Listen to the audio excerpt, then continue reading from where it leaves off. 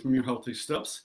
And I wanted to say, if you're ever thought that, if I'm this tight right now, how tight will I be in 10 years? I can honestly tell you that I thought the same question, or I asked the same question, and I realized and I felt that I definitely was tighter every day that I was going to work. So I knew that it was an accumulative effect, and that's why I had to make a change. That's why I started doing foam rolling, and I really got very serious and very technical with the foam rolling.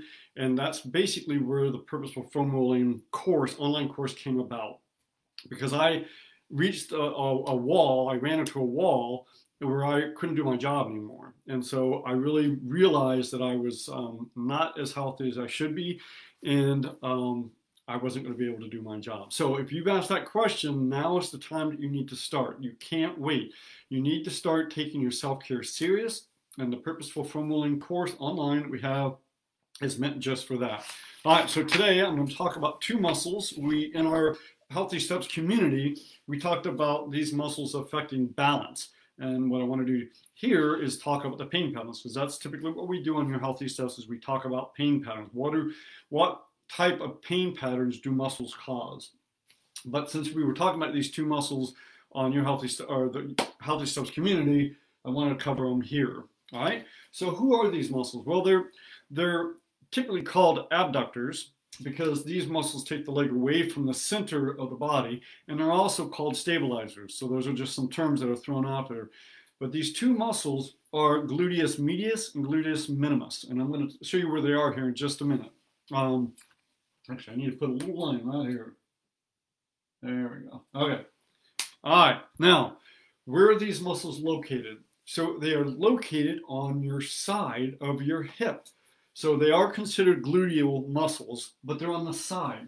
So right up here where this blue line is here, that's the top of your ridge. So if I stand up, you see my belt line here? There's this bone right here. That is the top of the ridge. It's called the iliac crest of your ridge. And this is where the medius muscle, medius starts. The bigger of the two muscles starts right up on that hip. And it basically runs down and attaches to the top of most people call it the hip bone, but it's the top of your femur, the top of the upper leg bone, right here, okay?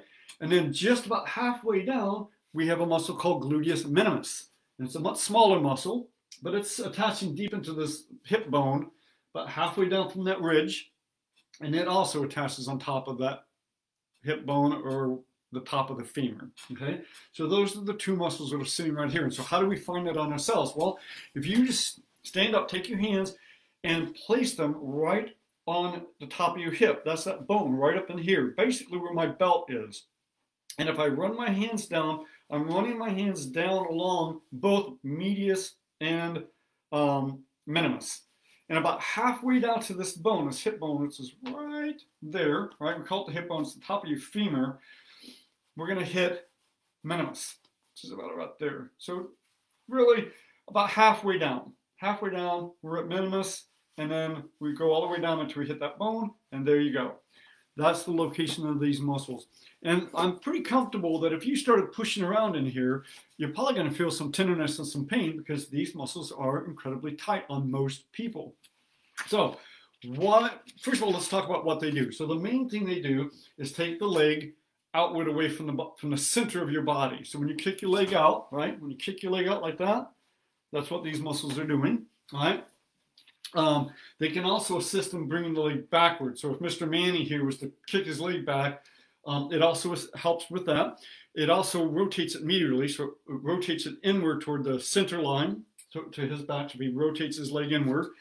But another major thing that they do is they stabilize the body. So when you're standing or when you're walking and you're on your leg is swinging forward, and you're standing on one leg. So let's see if I can bring this down a little bit here. As I'm walking and I'm standing on this leg and my leg is coming forward to step, it stabilizes me. So I'm not doing that. I'm not rolling all over the place, okay? So it keeps the hip level, and it helps stabilize me when I'm on one leg. So why is that important? Well, I'll go into this kind of briefly because we talked about it on the community, but the reason why this is important is because as we get older, these muscles really stop working, or they really don't do the job as well as, they don't stabilize as well as they do. And part of that reason is because we don't walk on ground that is uneven. I mean, think about all the surfaces that you walk on throughout your adult life. They are flat and they are hard. Wood, concrete, asphalt, sidewalks, driveways, most of that stuff is level, flat, and hard. And so these muscles really don't need to work that much. And when we sit a lot, these muscles seem to get really, really tight. So those two things go against us. So again, we talked a lot about the stability in a community, but here I want to talk about the pain, because when these muscles get tight, they can create a whole lot of pain. So let's take a look at this real quick. I'm going to have my Travell book here, because if you look at this, there's an awful lot of red. I'm going to turn Mr. Manny around here, and we don't want to expose too much here, but I do want you to see this red area, and I don't want you to freak out about it. It's just knowing that these muscles, when they get angry, they can create hyper-irritated points, and this muscle, the top muscle, medius, has 3 trigger points, and they're pretty big, and they're pretty serious. I don't know if you see them there, the black marks there. But minimus, the smaller one, can have, let's see, 1, 2, 3, 4, 5, 6, 7 trigger points. 7 hyper-irritated points. Some of the bigger muscles in our body don't even have 2. This one has 7.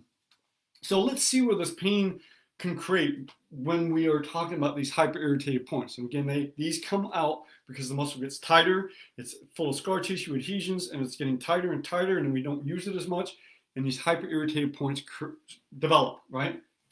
Okay, so the bigger muscle, medius, where do these hyper-irritated points send pain? Because trigger points are notorious for sending pain someplace else. We call it referral patterns. They send the pain someplace else. And this particular muscle sends the pain here, so along, right above the top of your hip, so right above my belt, down into my butt, and down almost into my hip bone here. So it really is almost this pattern like that is where it can send the pain. You can see that redness right here, all the way around. And then anywhere in this area, you can have pain. So again, it's these things are angry, they're firing off pain. You can get pain right along this whole hip. You can also get pain in the gluteus maximus, the butt cheek here. And you can get pain right on the sacrum, right in here, okay? So here's the muscle over on the side, and the pain is showing up on the sacrum. So again, it's pretty amazing where these people don't realize, well, I got pain here, but it could also always be coming, or it could be coming from a muscle on the side of the hip. Okay, so now I'm going to flip Mr. Manny around, because again, these muscles are on both sides of the hip. So I'm going to show you the pain pattern for that smaller muscle, the one that has 7 trigger points. This is the pain pattern for that muscle. Okay, I'm going to bring my cheat sheet over here. So this muscle with 7 trigger points can send pain to the cheeks, the gluteus maximus right here, all up in this area, so the whole side of your hip, down the side of your leg. In fact, this muscle can mimic sciatic pain down the leg, into the hamstrings. Let's see if we can bring him around. So down the hamstrings, all the way into the lower leg, into the calf muscles, you can get pain from that minimus muscle. And I can't show you all of this, but this pain on the side of the leg goes all the way down the side of your leg to the ankle. So you can get pain all the way down the side of your leg, all the way down into the ankle. So the side of the knee, the side of the lower leg, and even the ankle itself.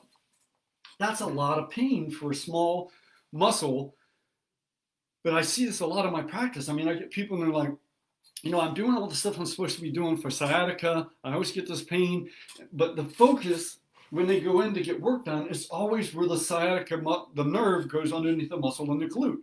Very few people do any work on the side of the hip.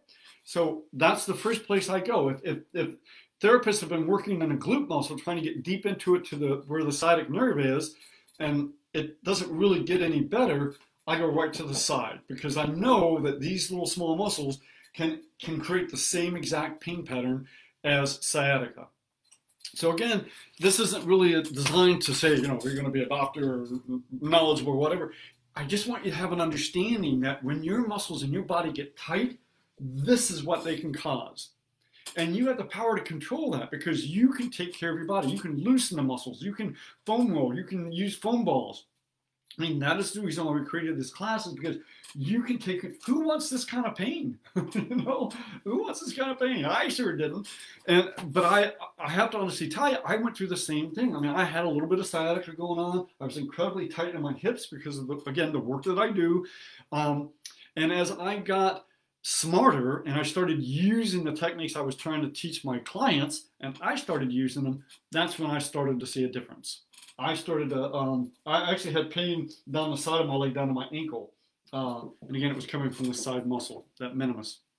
So what can we do? What can we do? Well, right off the bat, you're going to foam roll, right? Let's make Mr. Manny decent here so we don't get in trouble with the ethical treatment of mannequins. So the first thing you want to do is you want to foam roll, okay? And you can always use a hot, moist heat pad here too to start warming this area up. That's a great idea. I'm a big fan of that. Warm it up first, then get that foam roller in there. Let me grab my foam roller here, right? So we got our foam roller. We're going to get in there and we're going to work this whole area, okay? And get that thing loosened up in there. And then once that's done, you're going to want to stretch this, right?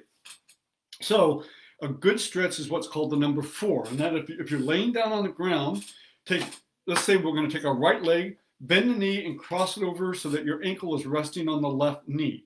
And then bring your left leg up towards your chest. So you're going to stretch out your whole glute muscle. So if you watch me here, I'm going to do it as I'm sitting.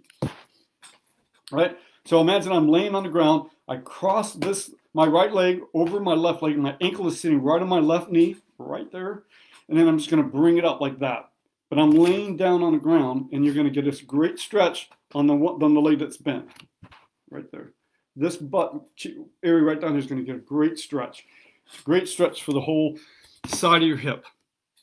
Okay? And then balancing exercises. Hold on one second. We got something like this.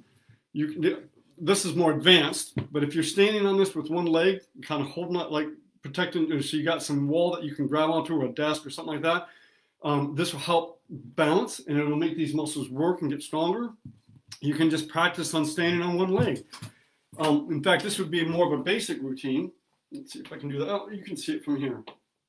I'm just going to stand here. My eyes are open, and I'm going to stand on one leg, or this leg up. I'm standing on my left leg, and I'm going to count to 10.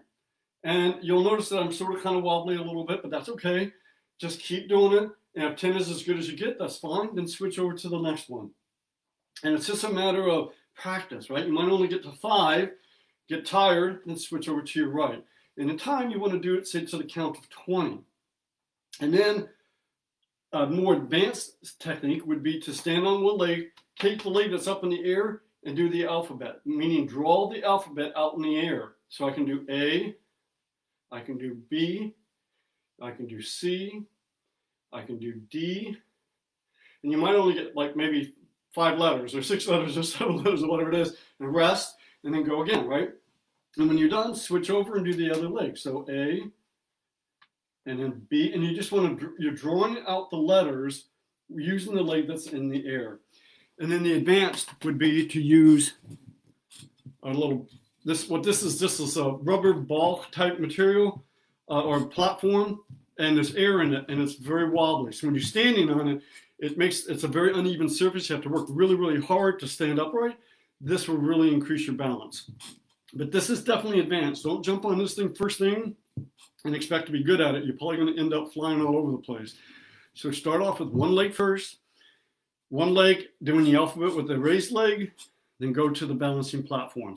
And that'll help strengthen these muscles because these things get locked down, and that is one of the reasons why as you get older, your balance kind of gets worse. It's because these muscles aren't working. So we want to foam roll them to get all the scar tissue and hyper-irritated points out of there. We want to stretch it, and then we want to strengthen it. Okay? All right, I hope this is helpful. Again, don't look at all that red stuff and freak out. It's just the idea of how much pain these 2 little muscles on the side of your hip can cause. Okay? So I hope this is helpful. Would love to see some likes, and have a great day. Take care.